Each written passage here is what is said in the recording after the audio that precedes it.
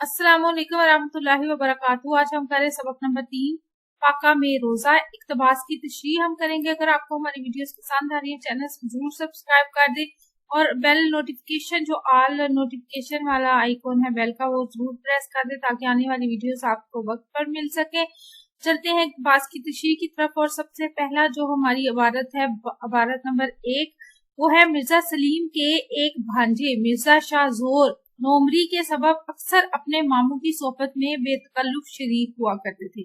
इनका बयान है कि एक तो वो वक्त था और एक वो वक्त आया है कि दिल्ली जेरो जबर हो गई, किला बर्बाद कर दिया गया, इनके घर उखड़ गए, इनकी बेगमात मामागिरी करने लगी और मुसलमानों की सब शानो शौकत ताराज हो गई। मतन का हवाला में नाम मजमून है फाका में रोजा, नाम मुसन्निफ है ख्वाजा हसन निजामी। सियाको सबाक की तरफ चलते हैं। मिर्जा सलीम मुगलिया शहनशाह की जो आखिरी बादशाह बहादुर शाह जफर हैं उनके भाई थे और मर्दाना हिस्से में गाने बजाने की महफिल से लुत्फ अंदोज होता था। एक दिन उसकी वालदा ने कहा कि रमजान शरीफ में ये महफिलें बंद कर दो। मिर्जा सलीम परेशान था कि इसके एक मुसाहब ने इसे शाम से पहले जामिया मस्जिद जाने की सलाह दी। मिर्जा सलीम ने वहां जाकर देखा कि कुरान पाक की तिलावत हो रही है। शाही महल में पुरतकल्लुफ खाने अफ्तारी के लिए भेजे जाते हैं।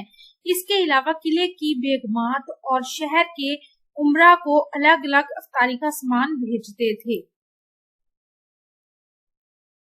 अब तशरीह की तरफ चलते हैं। मिर्जा सलीम के एक भांजे मिर्जा शाहजोर का कहना है कि अहद नोमरी में यानी वो जब छोटी उम्र के थे तो वो अपने मामू की सोहबत में यानी जो बादशाह वक्त थे बहादुर शाह जफर उनकी सोहबत में अक्सर औकात उनकी सोहबत में ही वक्त गुजारते थे।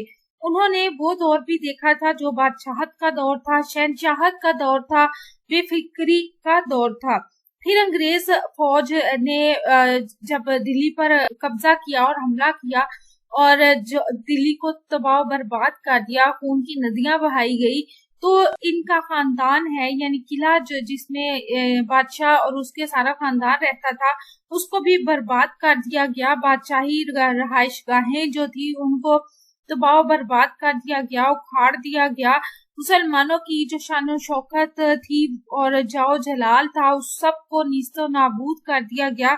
शाही खानदान इस कदर जवाल पजीर हुआ यानी इतना ज्यादा शाही खानदान पर बुरा वक्त आ गया कि उनकी जो बेगमात थी वो दूसरों के घर मामूली सी नौकरियां करने लगी। यानी वो खवातीन या वो लोग जो कि खुद उठकर पानी भी नहीं पीते थे, उनके सैकड़ों मुलाजिम थे, अब वो खुद दूसरों के घर जाके सफाई और छोटे छोटे उनके काम करके गुजर बसर करने लगी। जामिया मस्जिद का ये हाल हो गया कि जगह जगह जो है वो चूल्हे बन गए और घास के अंबार लग गए। घोड़ों का दाना उसमें दला जाता, उसका तकद्दुस जो है वो मजरू कर दिया गया।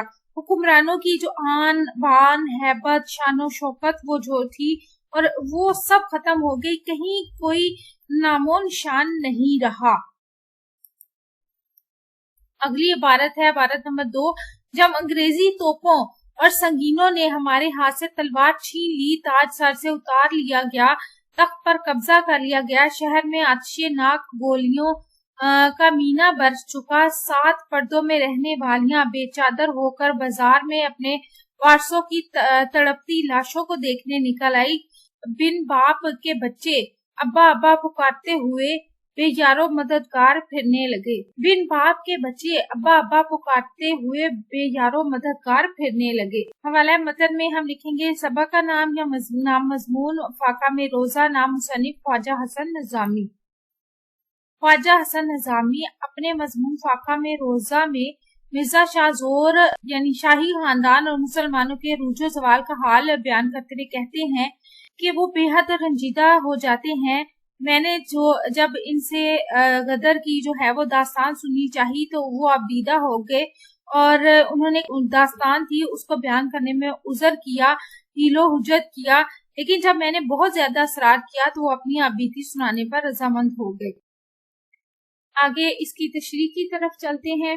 मिर्जा शाहजोर ने गम अंगेज रोदाद जो बयान करनी शुरू की تو انہوں نے اس طرح بیان کی کہ جب انگریز جو فوج ہے انہوں نے دلی شہر پر حملہ کیا اور جنگی ساز و سامان اور اسلحے کے زور پر ہمیں جو ہے وہ بے دست و پایا کر دیا اور ہمارے جنگجو جو تھے ان سے تلواریں چھین لی گئی اور تخت جو تھا شاہی تخت پر قبضہ کر لیا اور شہر میں بے دریغ قتل و غارت کی گئی اور گولیاں برسائی گئی اور خون کی ہولی کھیلی گئی. ہندوستان کے شہنشاہ بہادر شاہ ظفر کو تاج شاہی سے محروم کر دیا گیا اور ان کو رنگون میں قید کر دیا گیا. شہر میں قتل و غارت مچائی گئی. وہ خواتین جو کہ پردہ دار خواتین تھی جو کبھی گھر سے باہر نہیں نکلتی تھی بغیر پردے کے، وہ بھی اس قتل و غارت گری میں سب کچھ بھول کر، یعنی اپنا پردہ تک ان کو چھوڑ کر اپنے عزیزوں اور اپنے پیاروں کی لاشیں ڈھونڈنے کے لیے وہ باہر بازاروں میں نکل کھڑی ہوئی اور ان کو بے حجاب کر دیا گیا. ان کے ساتھ ظلم و زیادتی کی گئی. تخت دلی پر قبضہ کرنے کی جنگ میں زندگی سے ہاتھ دھونے والے جو مسلمانوں کے ننھے بچے تھے وہ بے بس اور بے سہارا اپنے والد اور اپنے بزرگوں اور اپنے سہاروں کو پکارتے پھرتے تھے گلی کوچوں میں اور روتے ہوئے نظر آتے تھے. اسی دوران والی تخت تو جو تھے یعنی بہادر شاہ ظفر، وہ بھی اپنا تخت و تاج جو تھا وہ چھوڑ کر قلعے سے نکل گئے اور انہیں جو ہے انگریزوں نے قید کر لیا بہادر شاہ ظفر کو. اور جو مغلیہ بادشاہت تھی یا یہ جو ان کا آخری جو ایک سہارا تھا یعنی بادشاہ کی صورت میں، وہ بھی ان سے چھوٹ گیا اور وہ جنہوں نے اپنی شہنشاہی میں اپنی ساری زندگیاں گزاری تھی وہ دوسروں کی مدد پر اور دوسروں کے گھر چھوٹے موٹے کام کر کے اور دوسروں کی ملازمتیں کر کے در بدر ٹھوکریں کھانے پر مجبور ہو گئے. عبارت نمبر 3 ہے، والدہ صاحبہ کی عادت تھی کہ اس قسم کی تکلیف کے وقت بیان کر کے رویا کرتی تھی مگر آج بڑے اطمینان سے خاموش تھی. ان کی خاموشی اور اطمینان سے میرے دل کو بھی سہارا ہوا. چھوٹی بہن کو جس کے چہرے پر بھوک کے مارے ہوائیاں اڑ رہی تھی دلاسا دینے لگا. وہ معصوم بھی میرے سمجھانے سے نڈھال ہو کر چارپائی پر جا پڑی اور تھوڑی دیر میں سو گئی. بھوک میں نیند کہاں آتی ہے، بس ایک غوطہ سا تھا. متن کا حوالہ، نام مضمون پاکہ میں روزہ، نام مصنف خواجہ حسن نظامی. اس عبارت کا سیاق و سباق ہوگا کہ گاؤں کے چودھری کی جانب مرزا شاہ زور کے خاندان کو بھجوایا جانے والا آٹا آدھا ختم ہو گیا تو ماہ رمضان کا چاند نظر آ گیا. کچھ روز کے بعد آٹا بالکل ہی ختم ہو گیا تو پھر مشکلات نے انہیں گھیر لیا. نہ کوئی روزی کا وسیلہ، نہ کوئی جمع پونجی، حتیٰ کہ روزہ سادہ پانی سے افطار کیا اور بھوک اس انتہا کی تھی کہ دل گھبراتا تھا اور ذہنی کیفیت یہ تھی کہ کسی کے آگے دستے سوال دراز کرتے ہوئے بھی شرم محسوس ہوتی تھی.